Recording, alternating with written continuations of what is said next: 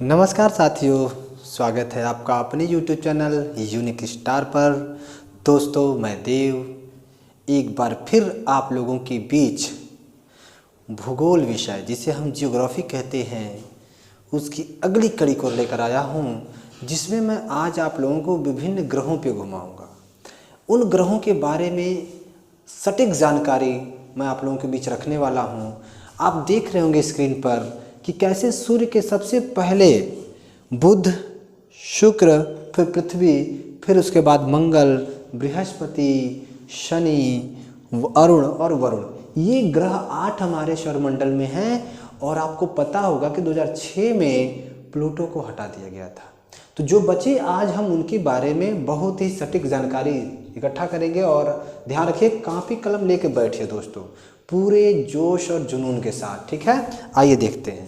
तो दोस्तों, अगर हम बात करते हैं सबसे पहले बुध की, तो ध्यान रखिएगा, इस बुध के बारे में कहा जाता है कि यह सूर्य का सबसे नज़दीकी ग्रह है, सबसे नज़दीकी ग्रह है ना। और देखने से भी लग रहा है दोस्तों। और याद रखिएगा, इसका अगर उपग्रह पूछे, उपग्रह, तो बता दीजिएगा भाई कि उपग्रह नहीं है। अगर पूछे दोस्तों वायुमंडल, वायुमंडल, तो यह भी नहीं है। और सब समझिएगा, इस पर सर्वाधिक तापांतर होता है। जैसे अगर आप डे की बात करेंगे और नाइट की बात करेंगे, ठीक है। अगर आप डे की बात करेंगे तो प्लस में लगभग 180, 270 जैसा भी हो। और अगर आप नाइट की बात करेंगे तो माइनस में 180, लगभग सर्वाधिक तापांतर दिख रहा है साफ साफ, ठीक है। उसके बाद देखिए भाई, अगर यह परिक्रमा करता है, परिक्रमा, सूर्य की परिक्रमा करता है 88 डे में, लेकिन अपने अक्ष पर परिभ्रमण करता है, अपने अक्ष पर, ध्यान रखिएगा, अपने अक्ष पर घूमता है, तो इसे 59 डे लगते हैं, ठीक है ना। इसे कितने लगते हैं? तो 59 डे लगते हैं दोस्तों। ये महत्वपूर्ण जानकारी याद रखिएगा। और ध्यान रखिएगा कि बुध का जो एक दिन है, बुध का जो एक दिन है, यह का एक दिन बराबर पृथ्वी का 1 वर्ष दोस्तों, समझ रहे हैं ना। बुध का एक दिन बराबर पृथ्वी का 1 वर्ष, ठीक है। अब देखिएगा दोस्तों, अब इसकी जानकारी के लिए ध्यान रखिएगा, मैं यहीं पे लिख देता हूँ ताकि पता रहे आप लोगों को कि बुध की जानकारी के लिए, बुध की जानकारी के लिए 2 यान भेजे गए यहाँ पे। जो यान भेजे गए, एक है मैरिमस, ठीक है, एक है मैरिमस और एक है मैरिनर, मैरिनर 10। तो ध्यान रखिएगा, मैरिमस और मैरिनर 10 दोनों भेजे गए हैं बुध की जानकारी के लिए। जल्दी से स्क्रीनशॉट ले लीजिए दोस्तों। नेक्स्ट ग्रह पे पहुंचते हैं हम लोग, जिसका नाम है शुक्र की। अब शुक्र की बात करें तो इसे हम दोस्तों इंग्लिश में वीनस कहते हैं। ये तो आपका मरकरी था, अब आ गए हम लोग वीनस पे, ठीक है। अब देखिए, वीनस की बात करें दोस्तों तो ध्यान रखिएगा, अगर मतलब दूरी के हिसाब से देखें तो सूर्य से दूसरा यानी सेकेंड सबसे नज़दीक ग्रह, ठीक है। अब देखिए दोस्तों, यह भी सूर्य की परिक्रमा करता होगा और यह परिक्रमा करता है 225 डे। कहीं कहीं लिखा रहता है 226 या 255, तो ध्यान रखिएगा 225 डे हमें याद रखना है। और अगर ये बात करें कि भाई यह घूर्णन कितना दिनों में करता है, घूर्णन, तो इसका घूर्णन बड़ा स्लो होता है दोस्तों। इसका घूर्णन जो है बहुत स्लो होता है और यह लगभग 243 डे में अपना घूर्णन यानी अपने अक्ष पे घूमने का काम बड़ा धीरे धीरे करता है, इसीलिए इसको ना बड़ा स्लो वाला ग्रह कहते हैं। मतलब यह धीमा काम करता है, इसलिए मतलब धीमा घूमता है, इसलिए इसमें समय ज़्यादा लग जा रहा है। इसे दोस्तों यह सूर्य की परिक्रमा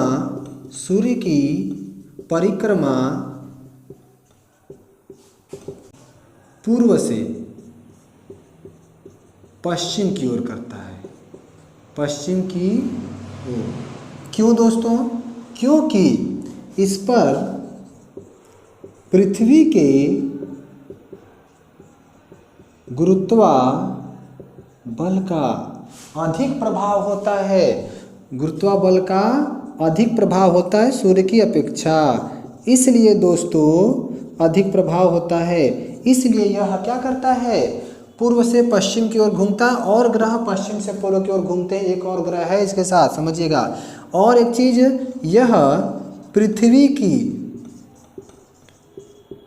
जुड़वा बहन कही जाती है, ठीक है। क्यों कही जाती है मैं वो भी बता दूं, क्योंकि भार और आकार में, भार प्लस आकार में पृथ्वी समान है, भार और आकार में कैसा है, पृथ्वी समान है। और इसे हम कहते हैं प्रेशर कुकर वाला ग्रह। क्या कहते हैं दोस्तों? प्रेशर कुकर वाला ग्रह कहते हैं। और ध्यान रखिएगा, इसको हम लोग कहते हैं सबसे गर्म ग्रह। क्यों? क्योंकि इस पर दोस्तों CO2 की मात्रा 99% होती है। जब आप समझ रहे हैं कि CO2 जिस ग्रह पर अधिक हो वहाँ की गर्मी अधिक होती है, CO2 सबसे अधिक होता है। और यहाँ पे दोस्तों सल्फ्यूरिक अम्ल, इसके वातावरण में सल्फ्यूरिक अम्ल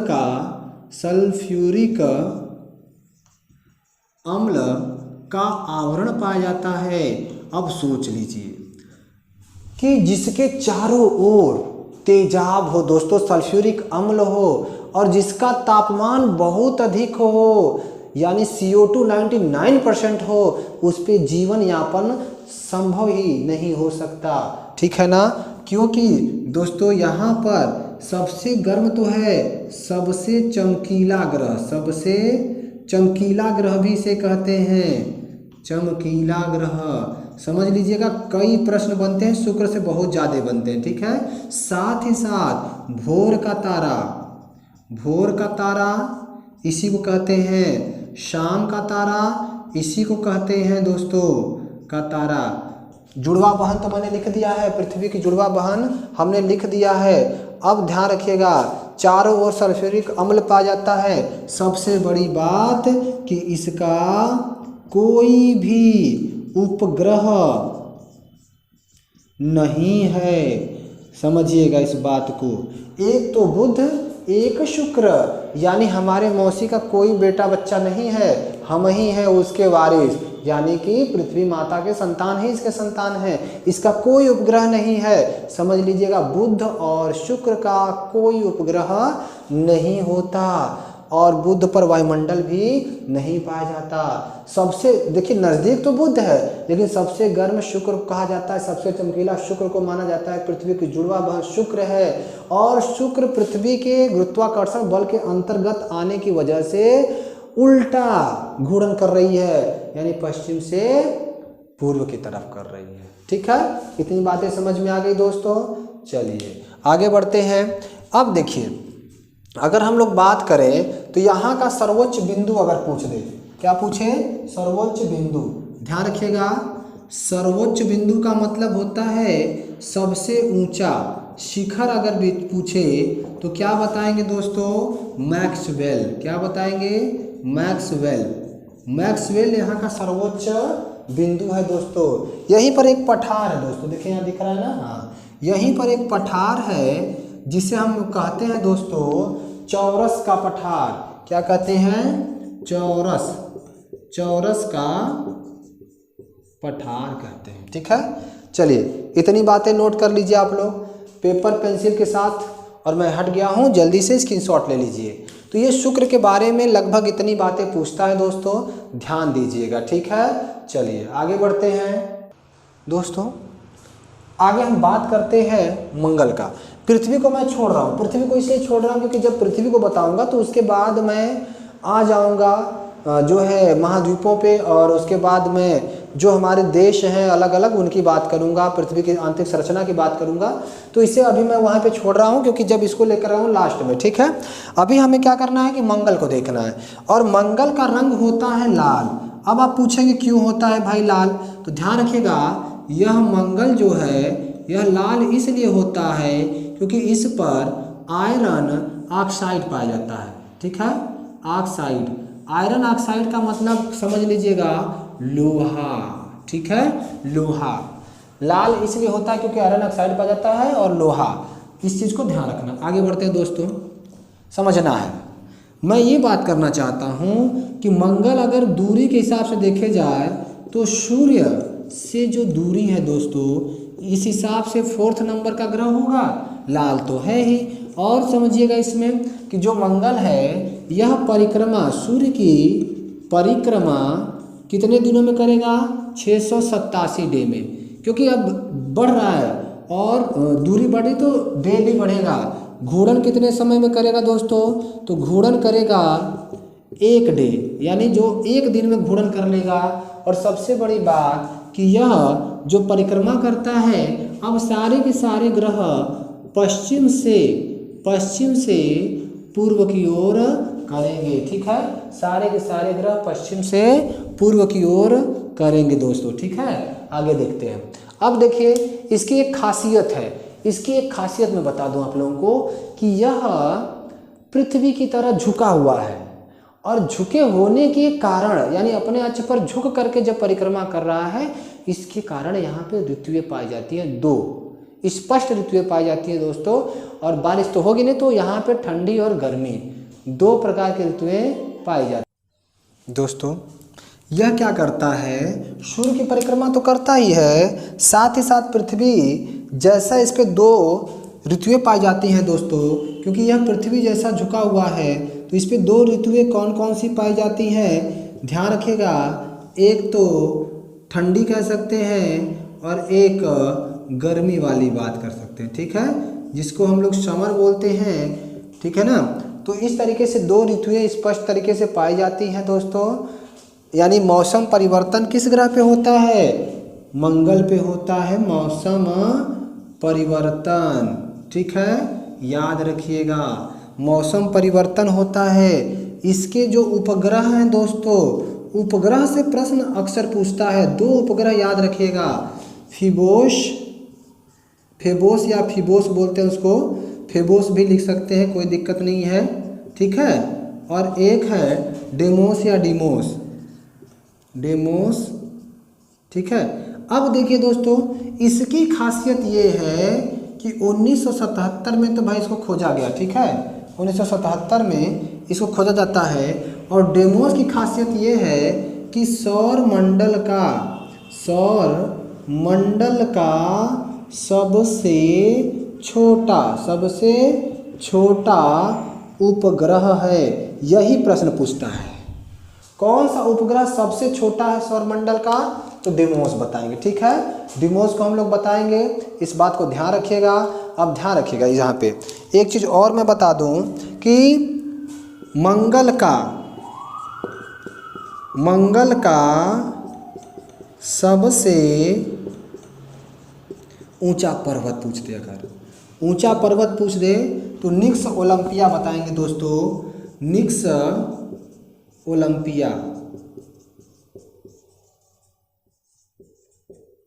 ओलंपिया का मतलब ये है कि यह एवरेस्ट का 3 गुना बड़ा है। 3 गुणते पृथ्वी का एवरेस्ट, समझ जाइएगा, इसकी ऊंचाई एवरेस्ट से भी 3 गुना है। यहीं पर दोस्तों एक ना ज्वालामुखी मिलती है जिसका नाम है निक्स ओलंपिया, तो हो गया, एक ज्वालामुखी मिलती है जिसका नाम है ओलंपस मोन्स, ठीक है ना, ध्यान रखिएगा। यहाँ पे एक ज्वालामुखी मिलती है जिसका नाम है ओलंपस मोन्स, ठीक है, ओलंपस मोन्स। और याद रखिएगा इसका झुकाव व घूर्णन। घूर्णन कैसा है? तो पृथ्वी के जैसा है, पृथ्वी के जैसा है। तो इतनी बातें दोस्तों हमें ध्यान रखिएगा। और भारत ने भी मंगलयान भेजा था इस पे जीवन की खोज करने के लिए कि भाई इस पे जीवन की संभावनाएं ज़्यादा है, क्योंकि यहाँ पे मौसम परिवर्तन हो रहा है, पृथ्वी की तरह झुकाव है, घूर्णन भी पृथ्वी के जैसा एक दिन में कर रहा है। भले ही एक वर्ष इसका 687 दिन का हो, परंतु यह पृथ्वी से मिलता जुलता है। इसलिए हमारे वैज्ञानिक अक्सर इस ग्रह पर जीवन होने की संभावना को व्यक्त करते हैं और समय समय पर विभिन्न प्रकार के जो है यहाँ पर भेजते रहते हैं उपग्रह। ठीक है दोस्तों, अब आगे बढ़ते हैं। आगे पीछे हम लोगों ने देखा दोस्तों कि यह जो प्रकाशीय ग्रह थे, आंतरिक ग्रह थे, पार्थिव ग्रह थे। लेकिन अब मैं जिस ग्रह की बात करने वाला हूँ दोस्तों, यह हमारे सौरमंडल का सबसे बड़ा ग्रह है। यह जो बृहस्पति है दोस्तों, ध्यान रखिएगा, यह सौरमंडल का सबसे बड़ा ग्रह है। और मैं बता दूं कि यह जो ग्रह है इसे हम कहते हैं मास्टर ऑफ गॉड कहते हैं दोस्तों। इस ग्रह को मास्टर ऑफ गॉड कहते हैं। और समझिएगा, मास्टर ऑफ गॉड, इस ग्रह की बात कर रहे हैं जो गैसीय अवस्था में है। इसकी अवस्था पूछेगा तो क्या बताएंगे? गैसीय अवस्था। और अगर देखें दूरी के अनुसार तो आप देखेंगे कि यह सूर्य से 1 2 3 4 5 पाँचवें नंबर का ग्रह है। लेकिन अगर आकार पूछेगा, आकार के अनुसार तो क्या बताएंगे दोस्तों? आकार के अनुसार इसे बता देंगे फर्स्ट ग्रह। ठीक है, आकार के अनुसार इसे क्या बताएंगे? फर्स्ट ग्रह बताएंगे। अब समझिएगा, यहाँ का जो पलायन वेग है ना, सबसे ज़्यादा है, सबसे ज़्यादा पलायन वेग है। क्यों? क्योंकि यह एक गैसीय ग्रह है और गैस के गोले पर खड़े होकर आप कुछ भी फेंकेंगे तो आप नीचे की तरफ खुद चले जाएंगे। तो जाहिर सी बात है पलायन वेग को बढ़ाना पड़ेगा। ठीक है ना, आप समझिएगा, सबसे ज़्यादा पलायन वेग है। और इसका जो आकार है, आकार तो भाई पृथ्वी से बहुत बड़ा है, आकार पृथ्वी से बड़ा है, परंतु घनत्व, ध्यान रखिएगा, पृथ्वी से कम है दोस्तों। घनत्व पृथ्वी से कम है, क्योंकि मैंने बताया हुआ है कि 5.5 सीसी पृथ्वी का घनत्व होता है, उससे भी कम क्या है? बृहस्पति का घनत्व है दोस्तों। आगे बढ़ते हैं। अब देखिए, एक खास बात यह है कि मंगल और बृहस्पति के बीच में ना कुछ छोटे छोटे पिंड पाए जाते हैं जिसे हम क्षुद्र ग्रह कहते हैं। तो ध्यान रखिएगा इस बात को कि मंगल, और यहाँ पे लिख देते हैं दोस्तों कि मंगल व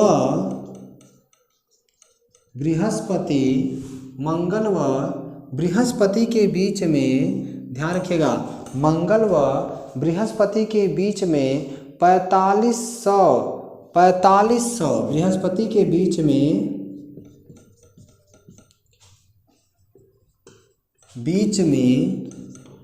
4500 क्षुद्र ग्रह पाए जाते हैं दोस्तों।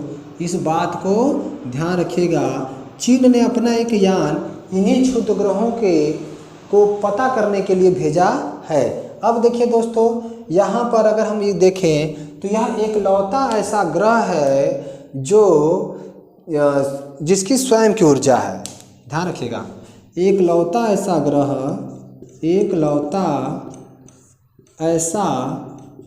ग्रह जिसकी स्वयं की ऊर्जा है, यानी कि यहाँ पर जाहिर सी बात है कि यहाँ पर आपको हीलियम की मात्रा मिलेगी, यहाँ पर हाइड्रोजन की भी मात्रा मिलेगी, ताकि बिना नाभिकीय संलयन के स्वयं की ऊर्जा उत्पन्न नहीं हो सकती। इसलिए हीलियम और हाइड्रोजन यहाँ मिलेगा। यह अब देखिए, यह अंध ग्रह में आ गया, यह जुबियन ग्रह में आ गया, यह बाह्य ग्रह में आ गया, यानी सूर्य के प्रकाश नहीं पहुंच रहा है, तो इस पे नमी भी मिलेगी। ठीक है, आगे लिखते हैं दोस्तों कि इसमें और क्या खासियत है। मैं सब कुछ बताऊंगा ताकि आपको अलग से कोई नोट्स बनाने की जरूरत न पड़े। तो ध्यान रखिएगा कि बृहस्पति जो होता है ना, पहले तो याद रखिए, जिसकी स्वयं की ऊर्जा होती है उस पर क्या पाया जाता है, जिसकी स्वयं की ऊर्जा होती है उस पर हीलियम और हाइड्रोजन पाया जाता है। अब इसी से क्या होगा, नाभिकीय संलयन, नाभिकीय संलयन होगा दोस्तों, और इसी नाभिकीय संलयन से क्या निकलेगी, स्वयं की ऊर्जा निकलेगी, ऊर्जा बहुत ज़्यादा निकलेगी। ध्यान रखिएगा।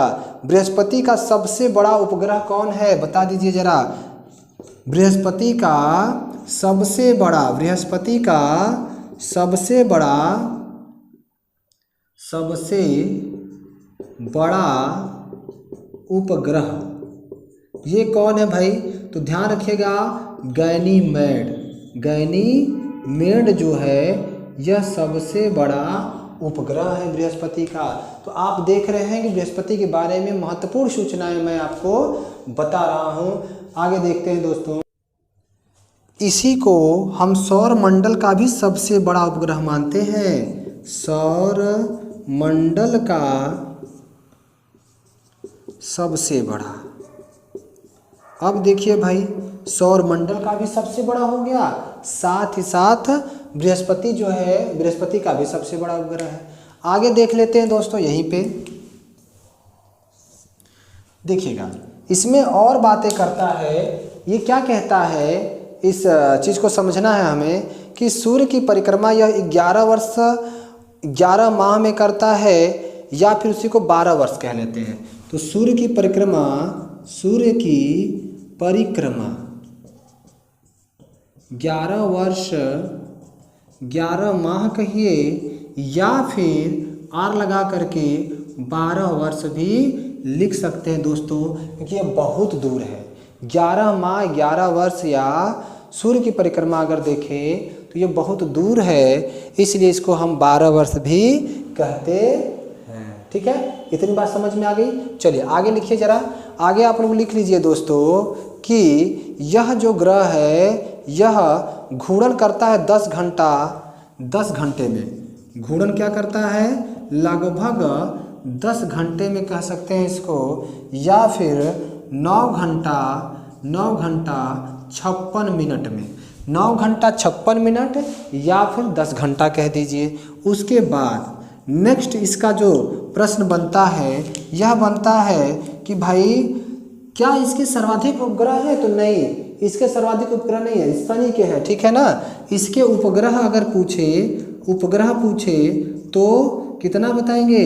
अब पहले तो 67 थे दोस्तों, पहले 67 थे, अब क्या है कि 79 हो चुके हैं, 79 हो चुके हैं, लेकिन सिर्फ 52 का नामकरण हो पाया है, 52 का नामकरण हो पाया, 89 है, जबकि 4 खोजे गए थे शनि के भी हाल में। तो शनि के जो है टोटल 82 है ना, टोटल 82 हैं। और यहाँ से प्रश्न क्या बोलेगा दोस्तों कि जानते रहिएगा, 18 अक्टूबर 1989 को इस पर भेजा गया था एक एयरक्राफ्ट, जिसका नाम है दोस्तों गैलीलियो स्पेस एयरक्राफ्ट। तो 1989 को गैलीलियो स्पेस एयरक्राफ्ट भेजा गया था, इसको नोट कर लीजिएगा, गैलीलियो स्पेस एयरक्राफ्ट। इस पे क्या भेजा गया था, गैलीलियो स्पेस एयरक्राफ्ट 1989 में भेजा गया था गैलीलियो एयरक्राफ्ट जो है स्पेस एयरक्राफ्ट। उसके बाद दोस्तों इस यहाँ पर जूनो स्पेसक्राफ्ट भेजा गया था, एक और स्पेसक्राफ्ट है जिसका नाम है जूनो स्पेसक्राफ्ट। क्या नाम है, जूनो स्पेस क्राफ्ट भेजा गया था, और यह 2011 में भेजा गया था, 2016 में पहुंचता है। जूनो स्पेस क्राफ्ट 2011 में भेजा गया था, 2016 में जो है यह पहुंचता है। और ध्यान रखिएगा यहीं पर एक तूफान आता है, तूफान को मैं रेड से लिख दूं, दिखाई दे रहा है। तूफान आता है दोस्तों जिसका नाम है the great red spot, the great red spot, ठीक है ना, द ग्रेट रेड स्पॉट। यह दोस्तों लगभग 425 किलोमीटर प्रति घंटे की चाल से चलता है। सोच लीजिए 425 किलोमीटर प्रति घंटे की चाल से चलता है। इस प्रकार सौरमंडल के कुछ ग्रहों की हमने बात कर ली, बृहस्पति की भी बात कर ली। इसका स्क्रीनशॉट ले लीजिएगा दोस्तों। और हाँ, जो भी समस्या हो आप जो है कमेंट बॉक्स में डाल सकते हैं, मैं उसे ज़रूर सॉल्व करने की कोशिश करूँगा। तब तक के लिए आप सभी को धन्यवाद, नमस्कार। और चैनल को लाइक, सब्सक्राइब और शेयर जरूर करिए दोस्तों। जय हिंद, जय भारत।